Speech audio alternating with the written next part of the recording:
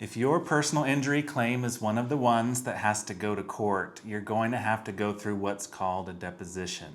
So let me tell you what a deposition is and why it's not as scary as it sounds.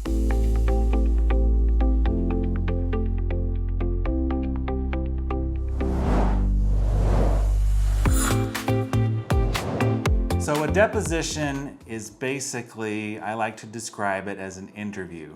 Okay, so there will be an attorney who is almost always employed by an insurance company, and that attorney is going to interview you. They're going to ask you a lot of questions about your accident and about your treatment after the accident and how the accident has affected your life. It's not done in a courtroom or before a judge or a jury, but in many ways it's the same thing. It's testimony that's given under oath. It's not done in a courtroom, but it's done actually over Zoom most of the time these days. It can also be in an attorney's office or in a conference room. The people who are present at a deposition are you, your attorney, the other side's attorney, who is almost always employed by an insurance company, and a court reporter who writes down everything that's said during the deposition. Another way to think of a deposition is courtroom testimony, as if you were up on the stand giving testimony as a witness in a trial, but it happens before the trial.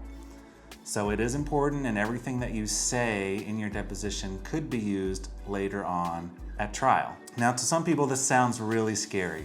You know, I'm gonna be one-on-one with an aggressive and mean attorney, and I'm gonna possibly say something wrong or mess up, and it's gonna totally wreck my case. And some people have a really hard time thinking that this is something that they're gonna have to go through if they go to court. Let me put you at ease a little bit. Depositions are not that bad.